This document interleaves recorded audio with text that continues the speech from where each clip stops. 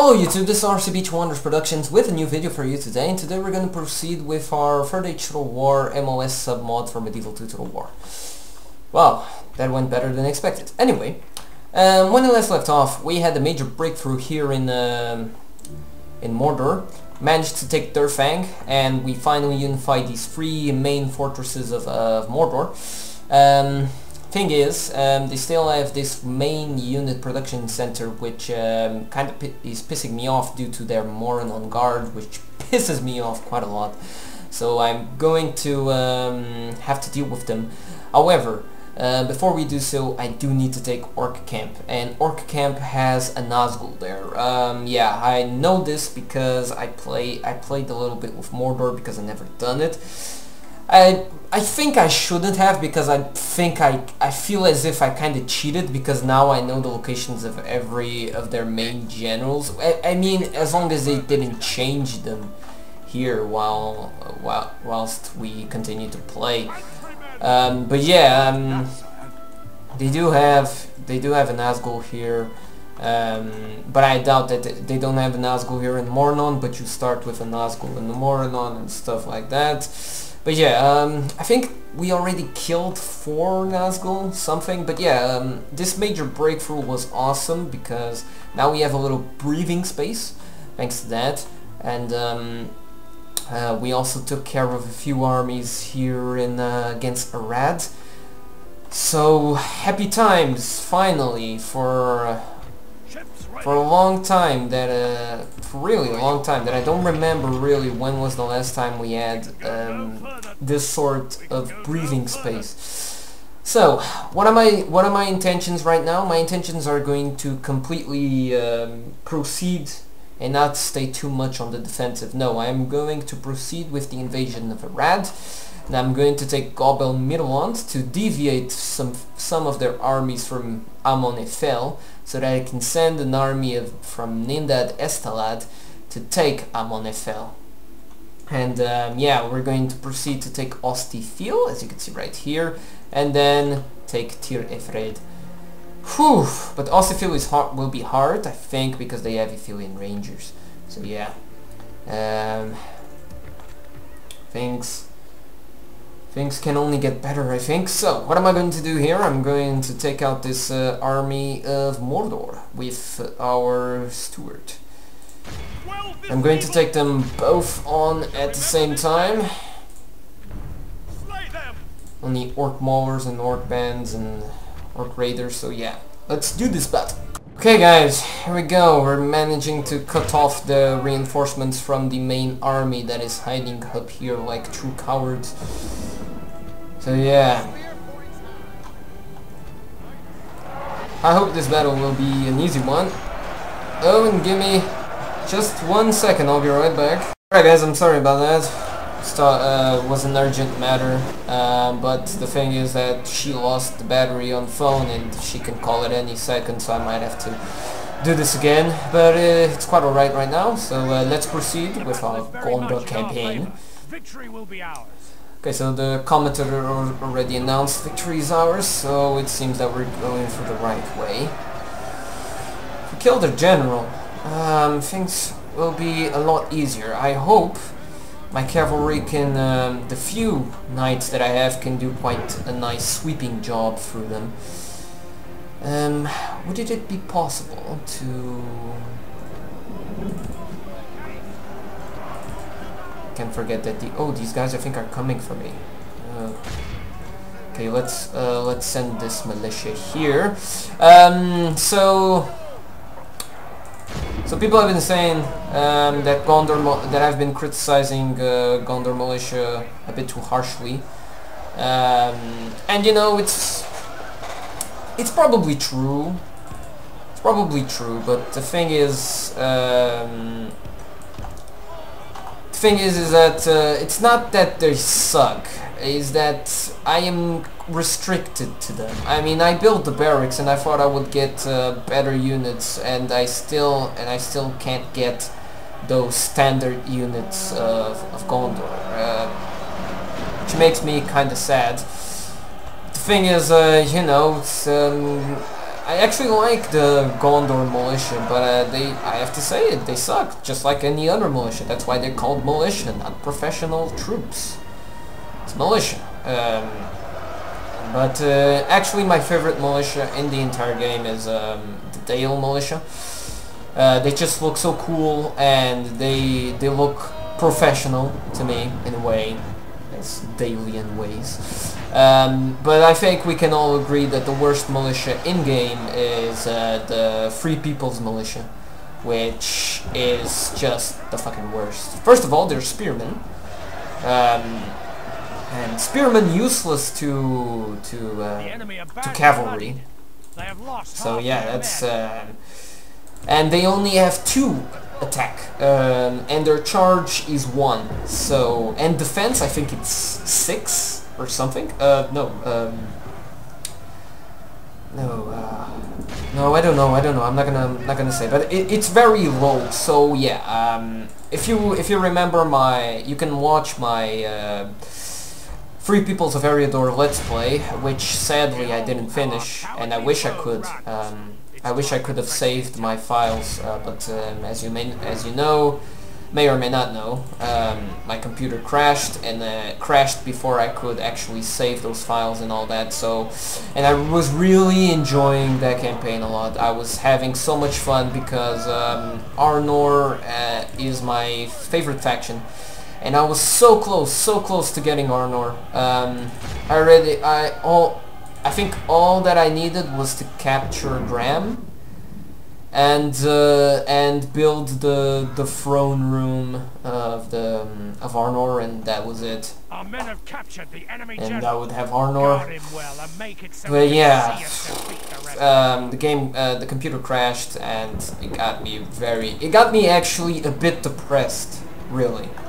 Why did it get me a bit depressed? Because the sheer love that I have for Arnor. I mean, it was my favorite tales. The Tale of Numenor was my favorite tale of my childhood. And the thing is, I had this awesome opportunity to share with you guys my childhood. I had this awesome opportunity to show you just how badass Arnor can be in my way. But the thing is, the computer freaking crashed, and I got so freaking depressed. I tried so much. I even heard that rumor that I even tried to look up that rumor where even though the computer breaks down and all that, you can still search for in the hard drive files that were deleted and were completely reset and all that. I tried, and all I saw was bullshit on the internet, so I completely gave up on it. But yeah, really sad. I might attempt it again, but in the Conquest submod, which is a submod I really want to try. I really want to finish Gondor, the Gondorian campaign, and really go for Conquest submod, because I think that would be so cool. And they have so many interesting new units and all that. But yeah, I'm going to continue speaking about this, but because I really like it, and I'm pretty sure if you like Third Age and all that, I'm pretty sure you like that too. I've already been complimented on my knowledge of Tolkien lore, so thank you. It's one of my favorite fantasy books. So yeah, not the favorite, my favorite fantasy books. So yeah, I'll continue this once I get engaged with that army. Alright guys, so we're back. I'm just going to put these guys over on this side and these guys on this side so I can flank them. And that was, as I was saying, I really like the Tale of Numenor, but all of it, really all of it. Not just really the main theme of it. I really like the whole story, you know, the war against Sauron and all that, and then Sauron corrupting the throne of Numenor, which it kind of leaves me sad at the same time every time I read it, because you know, you get this build-up that Arnor is the beacon of light in Middle-earth, that it is the nation that you want to support, and then it all comes crashing down, and only Elendil and some Dunedain manage to survive, escape, and all that, which is kind of sad. But yeah, I love it. I love the lore. I love everything. And you know, I really love the inventions of some companies, that add to the Tolkien Arnorian lore. If you ever played Rise of the Witch King, you will see a new character there, the Captain Carfian. He's just so badass and doesn't exist.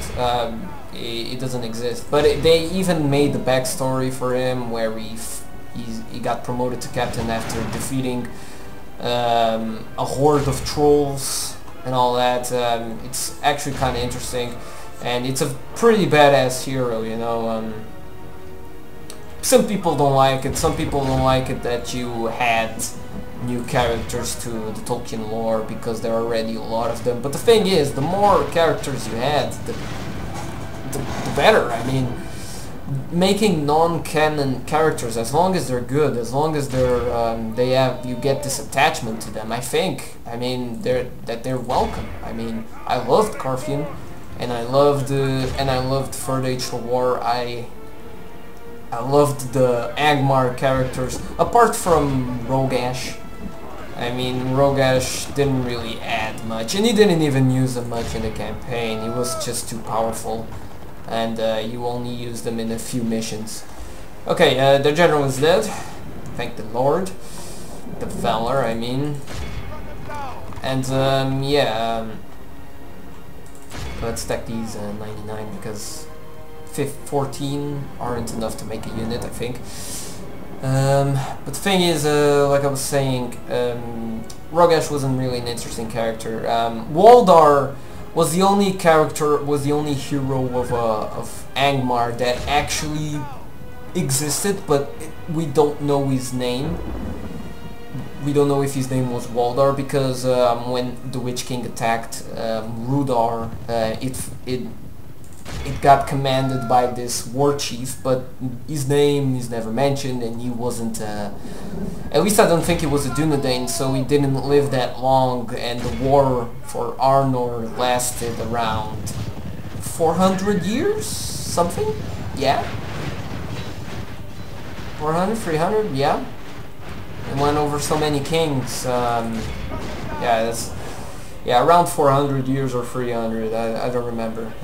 But yeah, it was a really long time. So Waldar wasn't really an interesting character.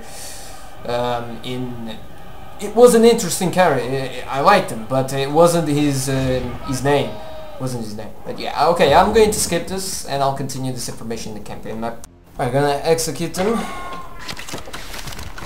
Sadly, 103 managed to escape. So, what's it gonna do? We're gonna siege this right away, and we're gonna meet Uvafa the Horseman. We're gonna put this Baratheon guy here. We're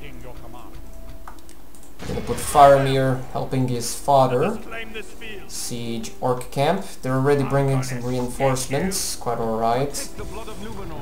And yeah, put these guys over here. I mean, you may like Gondor Militia, but tell me please tell me that you agree that Gondor human archers completely suck. I mean, Jesus fucking Christ. Thank God that we do get access to good archers in a bit of a start of the game, so yeah, that's at least a plus, but please tell me I'm not alone in this, that yeoman archers suck. And place a tower here, because I do need to keep eye on my borders. So here's what I'm gonna do. I'm gonna charge right away to Gobel Middelland. So I'm gonna leave these two guys here, this cavalry unit as well, this archer unit, these guys, and these guys, and I think that's enough. Yeah, I think that's enough. Let us set up camp. And I need to blockade this port, and they promised to give me some of the best units. So yeah, that's gonna be awesome. All right. I really need to take out Mordor. Yeah. Oh my god! Troll catapults! Oh shit! Oh no! I hope they proceed to the north with this army. I'm gonna send this army as well over here to help Faramir. And then we have to oh, what's the name of this region? Oh my god, I don't remember. But we'll see you guys in the next turn. Alright, Kolfindir. I'm just going to quickly save because my game has been crashing because of that Kingdoms bug glitch that says, oh, it's fallen in a graphical error, blah blah blah, you know, that shit. So yeah, but saving seems to work. I'm going to trade rights here. Okay, they accepted. Pretty nice. So as I was saying, yeah, Waldor wasn't his name, but that game actually added a lot to the lore of Arnor. So yeah, we should never take that game for granted. It's still one of my favorite games, RTSs. So I recommend everybody playing it if you have the chance. I mean, Jesus Christ, play it right now. Other thing, however, that I do wanna add is that Gondor, to me, I never had this really big affection to Gondor. I mean, I love Gondor. I'm not gonna say otherwise. But the thing is, Gondor compared to Arnor, to me, is just a cop-out. I mean, Jesus Christ, here it is. Húvafa the Horseman. I mean, Gondor to me was this a copy of Arnor. I mean, they did belong to one another. I mean, they were the reunited kingdom once.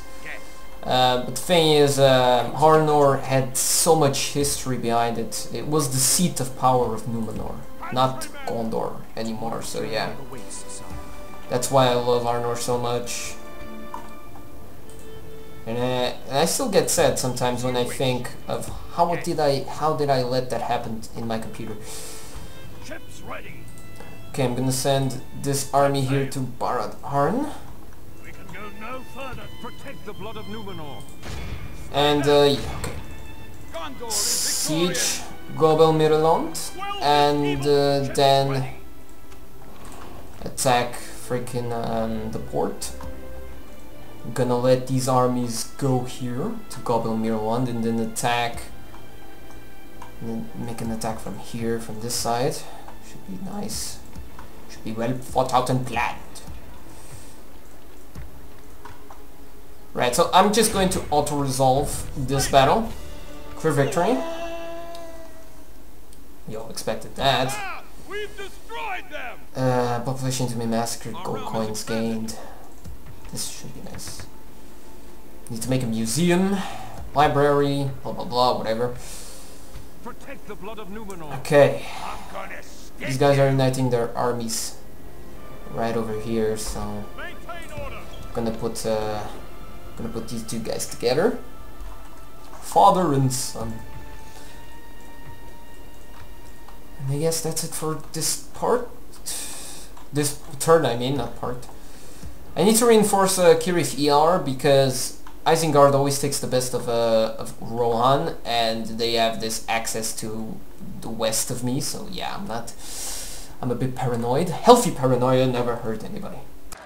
Alright, they deviated an army, so that is cool. I managed to rebuild the Orc Camp. Let's build a library here. Wish they weren't so costly, but yeah. Not this. Okay, some more of these elite troops for me. Crap. It's quite alright. Quite alright. Not possible. By your command. I'm gonna be able to take them out one by one, it seems.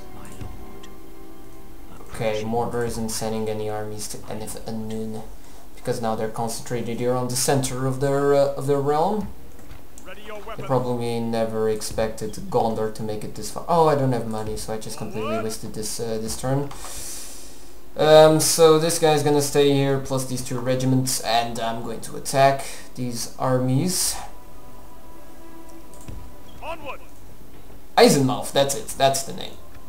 Have a taste So of my these are blade. probably, yeah, the guys with the troll catapults. So Moranon can make troll catapults, that's another My blade. I'm thing that gonna we should take get care you. of.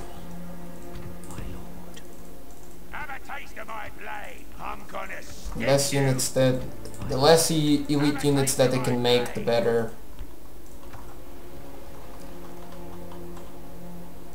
Ships ready. Maybe I can go here to Gobble Middelland instead of just reinforce. Yeah, I mean, I think it's better if we just take out Gobble Middelland. Engaging the enemy. No! What the hell? Should man the oars and retreat. An entire fleet defeated by one ship. Places you. How does that happen? How does that happen? That doesn't happen. That just can't happen. Maintain order. Assail the enemies of Okay, clear Gondor. victory. Gobble Middelland is ours. We have vanquished the enemy. Quite right. We have gained a territory. Go taxes a bit. Mission expired. This port has, yeah. Lost that mission. Could have given us a really nice batch of units. My lord. Alright. There doesn't seem to be any more armies coming, so I'm just going to send out these guys. Enough? I think it's enough. Yeah, it's totally enough. Take Amon Eiffel. Indeed. Slay them. Oh, and I forgot to take Ostifiel. What the hell is wrong with me? I need to take Ostifiel. Awaiting your command. Yep. Captain of Gondor. Quell this evil. Right, let's take it out. Alright guys, so ready sieging here. I assume that you wanted to see the action right away instead of just showing you the preliminaries of that same action. And I'm just gonna quit on this siege tower because it's just gonna take a long time because the only position I can put him in is here. So I'm just gonna send him right here and fuck them up good. Like Our so. siege towers have reached the walls. Now, Oh, and this siege tower is right here to take out these troop of archers, and the Rifilian Rangers are right here. As you can see, they're very fast, very accurate, very powerful. Probably one of the best archers in the game. Probably the best archers in this mod is the Elite Dunedain Rangers. Those big hooded, black hooded rangers that have this silver metal bow.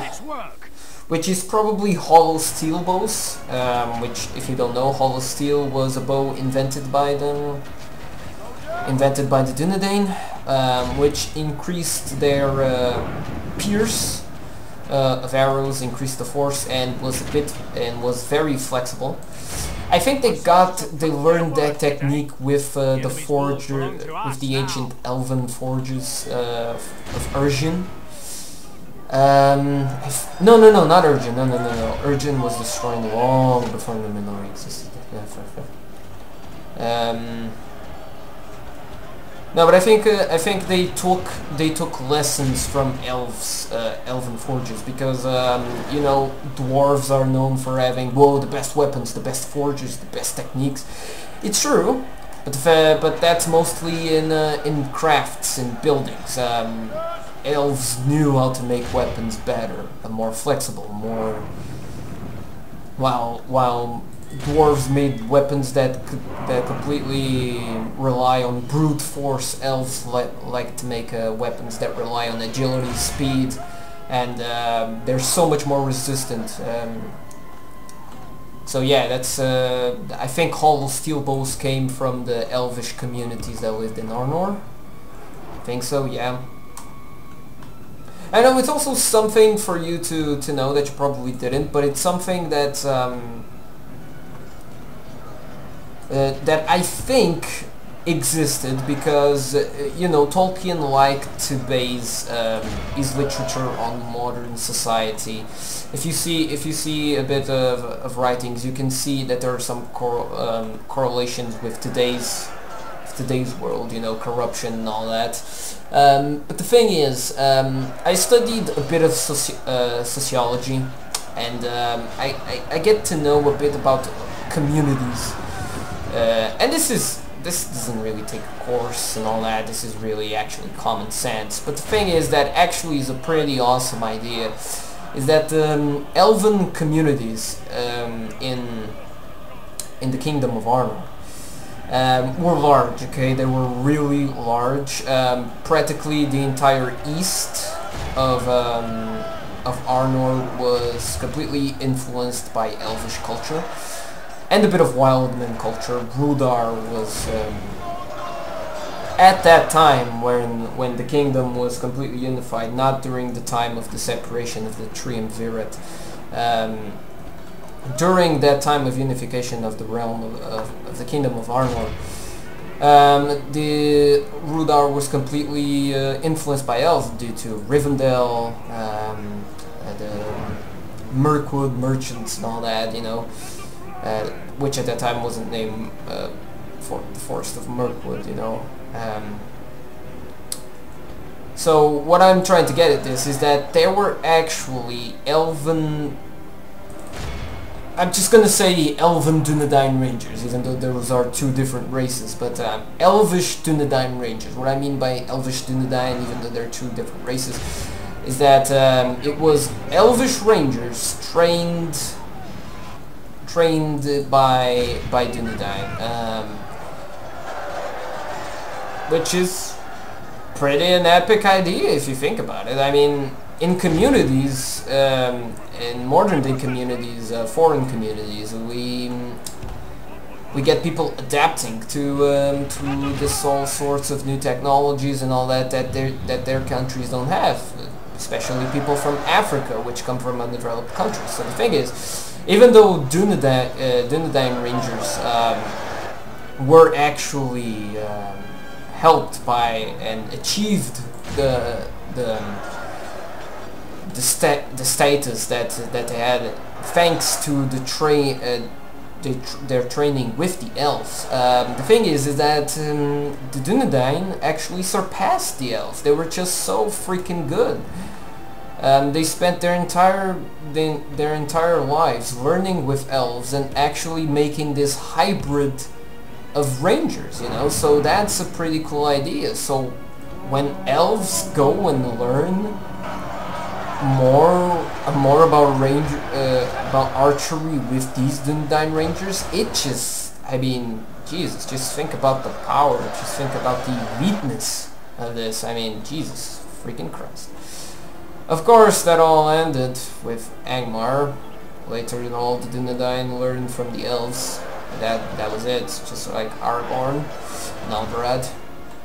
Also, to note, Alberad is one of my favorite Dunedain Rangers of all time. And my favorite character in all of Tolkien universe is King Aranarth, son of Arvedui, the last king of Arnor. Aranarth was the first chieftain, and not much is known about him, but the thing is, he actually attempted to reunite the Kingdom of Arnor after his father's death, and while his father was still alive in the last days of his father, which actually caused the death of his father, because his father was stupid enough to sail with a ship on Foreshell. Well, that sucked, which he died in a shipwreck. But yeah, later what's so cool about Aranarth is that he was able to adapt himself from being a prince, to live his life in the woods and unifying all of the Dunedain at that time. I mean, that was no easy task, since Eriador was completely overrun by Black Númenóreans, Orcs, Trolls and all that, and he still managed to gain a small foothold in the center of Eriador. So that that is freaking awesome of a king that lived in a freaking palace to go to a freaking to go live his life in the woods. And the thing is, he probably never had any experience in the woods, because the siege of Jesus Christ, let me just try and take these guys out. The siege of Fornost was so successful due to the fact that Arnor was completely depleted thanks to this enormous plague throughout their kingdom. So the thing is, nobody actually got out of the region of Fornost. Nobody actually got out of there, so it's impossible. And Aranarth was born in that time because the Great Plague happened at the time span of around 200 something years. So he grew up in that time, lived at that time, and so he had no experience. It was impossible for him to ever know about the outside world besides the walls of Fornost, just like any Dunedain of that time. And you know, the Dunedain have a lifespan of 200 years, basically roughly 200 years, yeah. So yeah, if he had any experience of the outside world, it had to be very restricted so that he couldn't get the plague. So yeah, that's something to take into consideration, just to how badass he was. That's how it's a very underrated character in the Lord of the Rings, in the Tolkien universe. So yeah, so I'm going to completely destroy these Aphelion Rangers because with this back charge from our general. Just gonna skip this. I won this battle, right guys, and I'm not going to prolong the video because I still want to make some movements here. Just gonna finish off this Aphelion Ranger unit, and then I'll skip it to the campaign map, shall we? And it'll be the last turn because we don't really have much time. So yeah. Ah, come on, 27. There you go, for Gondor, man. I think you're in MOS. I think you can reunite the two kingdoms. I think you can. I think I did that once, or was it in another mod? I don't remember. Or was it? Oh yeah, it was in the previous MOS version. But you can't do that anymore. I think. Yeah, I think you can't. I don't remember the notifications, but yeah. Right. These traitors are about to die. How dare they use the white tree in their freaking vests? How dare they? Those traitors. I truly need to recruit some, try to get some Aphelion Rangers as well, because they're just so powerful. Alright guys, I'm gonna skip this, and I'll see you guys in the campaign. Alright, how's the feels out? Potato. Oh yeah. Finally, Aphelion. But Aphelion is still not under our complete control. Still have Tirithred, which is South Aphelion. This is Center Aphelion, and this is Northern Aphelion. So yeah. I wonder if you need to hold the entirety of the Aphelion region to get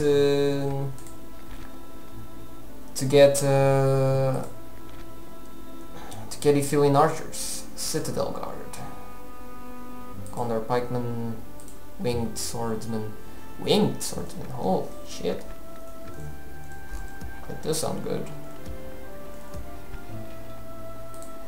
Garrison Quarters. Right, alright, I get it. You'll suck. Culture here is increasing. And it's about to increase. It's not. Right, it's going to increase in Durfang, and I need more in Durfang than I need in Cirith Ungol. Because first of all, Durfang has a lot more population than Cirith Ungol, and Cirith Ungol is not in the best of positions because Durfang is closer to Eisenhoff and Mornon. So yeah. So I'm gonna have to, with Faramir, take out these armies, but I'm not going to do this part, unfortunately. You guys are gonna have to wait until the next part. So yeah, I guess that is all. I was kind of disappointed that we got actually wrecked by one single ship. Oh, it has a lot of attack. I can see why then. Alright, you're right. You're right. You're right. Probably my ships don't even get close. Oh, 11. Okay. Yeah, I get it why. Ramland. We're getting closer to Umbar, but we're right next to their capital as well, which is Gobel Uncalion. Holy shit, these guys are elite. My lord. We also have this army coming. Right, they're diverting some of their armies, but they're gonna have to make a choice. Either go for Gobel Mirland or lose Amon Efel. Either way, they're gonna lose both the battles. Because I'm about to even reinforce more Gobel Mirland. So yeah, alright, so this was a nice part once again. We didn't do as much as we did in the last part, but we did kill another Nazgul. And we did start the conquest of Ithilien, so this is the last outpost of resistance in Ithilien. And then we have this established border against Harad, which is awesome, indeed, really awesome. And yeah, Gondor is getting reunited once more. I mean, I won't be able to reunite it fully because, you know, Rohan used to belong to Gondor, and Isengard as well. I need to destroy Mordor and Harad, and all 45 regions, and I already have 31 regions, so yeah, that's awesome. And I already have all the oh no, wait, no, I don't think, no. Yeah, I think the last region I need to capture is Umbar. Indeed, it's the 45 regions plus Umbar. That's the last region that I need to conquer and eliminate Harad, and then Mordor, and victory will be ours. Okay, so once again, hope you enjoyed it, and I'll see you guys next time.